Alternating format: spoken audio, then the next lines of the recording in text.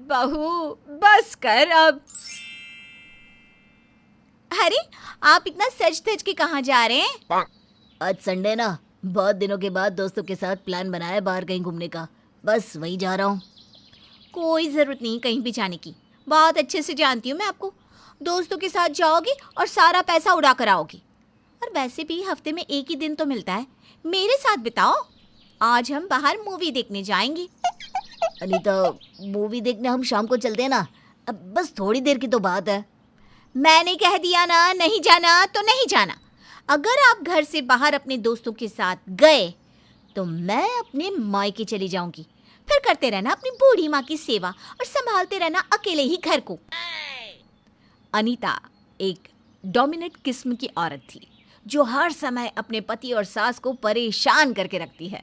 अनिल की घर में एक नहीं चलती और ये सब देखकर उषा को भी बहुत दुख होता है, पर बेचारी कर भी क्या सकती थी।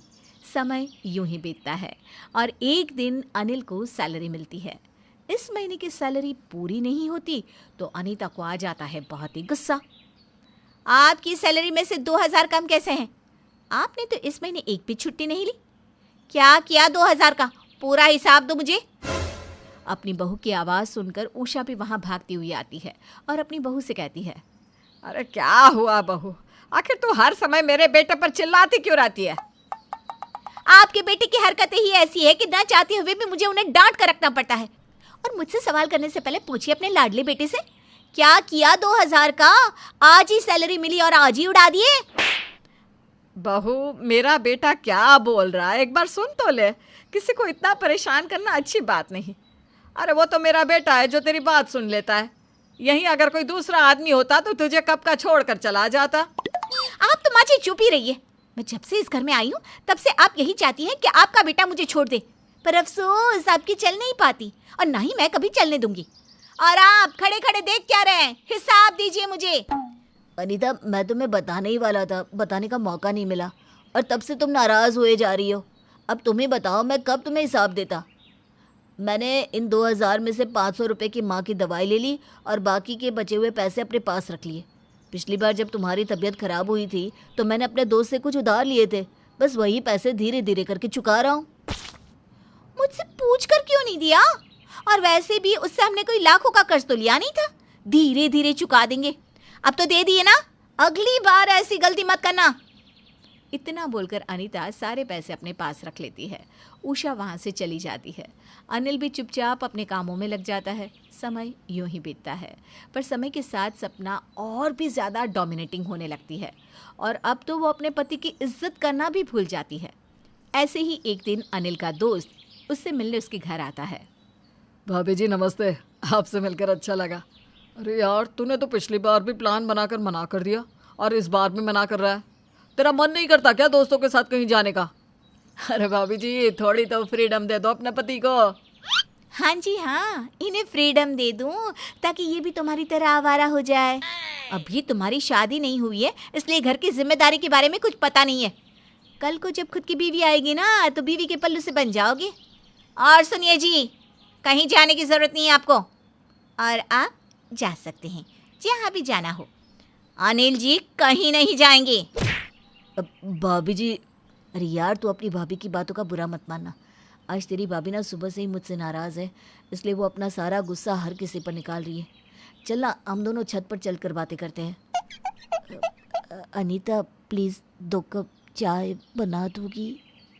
मैं तुम्हारी और तुम्हारे दोस्त की नौकरानी नहीं हूँ। तुम्हारा दोस्त घर पर आया है, तुम खुद उसके लिए चाय बनाओ, मेरे पास और भी बहुत काम है।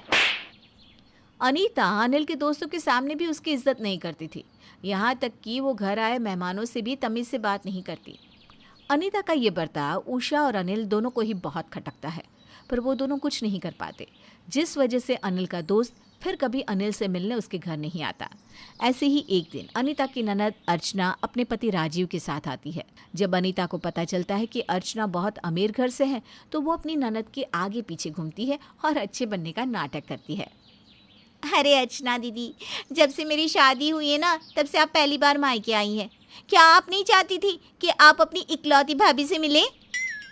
भाभी, मन तो बहुत था, पर शादी के बाद ससुराल की जिम्मेदारी कितनी बढ़ जाती है, ये तो आप समझ ही गई होंगी। नंदू जी, ये तो बहुत गलत बात है।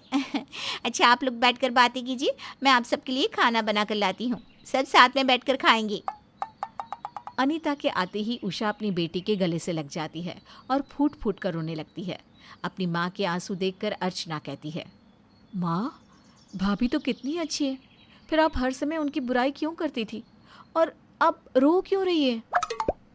बेटा, दूर का ढोल अच्छा ही लगता है। तेरी भाभी के दो चेहरे हैं।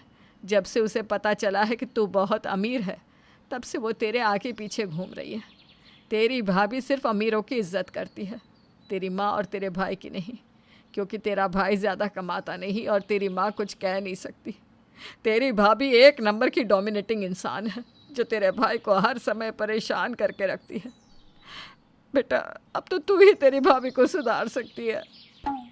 अनीता अपनी ननद के सामने अच्छा बनने का नाटक करती है, पर अपनी माँ की बातें सुनने के बाद अर्चना भी ठान लेती है कि वो अपनी भाभी का असली रूप सामने लाकर रहेगी और उनको उनकी सही जगह भी दिखाएगी। ऐसे ही कुछ दिन बीत जाते हैं। अनीता हर समय अर्चना की चापलूसी करती रहती। एक दिन अर्चना अपनी भाभी से रोते हुए कहती है, भाभी, लगता है मेरे पति के बिजनेस को किसी की नजर लग गई है। हम कुछ दिनों के लिए यहाँ क्या आए, किसी ने धोखे से हमारा बिजनेस छीन लिया। हम तो पल भर में ही रोड पर आ गए। अब तो आपका ही सहारा है भाभी। जब तक हम दोबारा से उठ नहीं जाते, हम यहीं रहेंगे। आपको कोई ऐतराज तो नहीं ना? क्या तुम रोड पर आ गई? देखो, मैं तुम्हारा और तुम्हारे पति का खर्चा नहीं उठा सकती और ना ही ऐसे गरीबों से मैं कोई रिश्ता रखती हूँ। वैसे भी तुम्हारा भाई कोई नोट नहीं छापता। मैं तुम्हारा और तुम्हारे पति का बोझ नहीं उठाने वाली। चुपचाप मेरे घर से निकल जाओ। यहाँ अपना पेट भरना मेरे लिए मुश्किल है। बड़ी मुश्किल से एक एक पैसा बचाती हूँ मैं। तो ये है तुम्हारा असली रूप। पता नहीं किस घड़ी में हमने अनिल की शादी तुमसे करवा दी। तुम हर समय मेरे भाई को कोसती रहती हो, धमकी देती रहती हो ना छोड़ने की।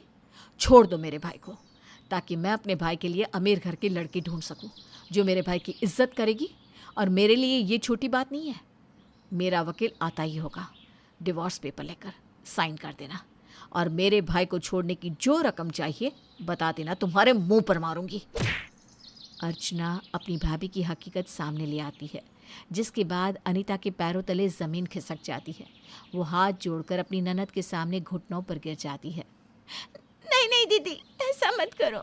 मुझे मेरे पति से दूर मत करो। मैं बहुत खुशनसीब हूँ जो मुझे अनिल जैसा पति मिला। मैं बस डरती थी कि अगर मैं डर गई तो मेरे ससुराल वाले मुझ पर अत्याचार करेंगे, इसीलिए मैं ऐसी बन गई। पर मैं वादा करती हूँ आपसे ऐसी हरकतें नहीं करूँगी। बस मुझे इस घर से और मेरे पति से जुदा मत करो। अनीता अपनी ननद के सामने अपनी गलतियों की माफ़ी मांगती है, जिसके बाद अर्चना भी अपनी भाभी को एक मौका और देती है। एक और मौका मिलने के बाद अनीता अपने पति और सास को परेशान करना बंद कर देती है और एक जिम्मेदार बहू बनकर दिखाती है।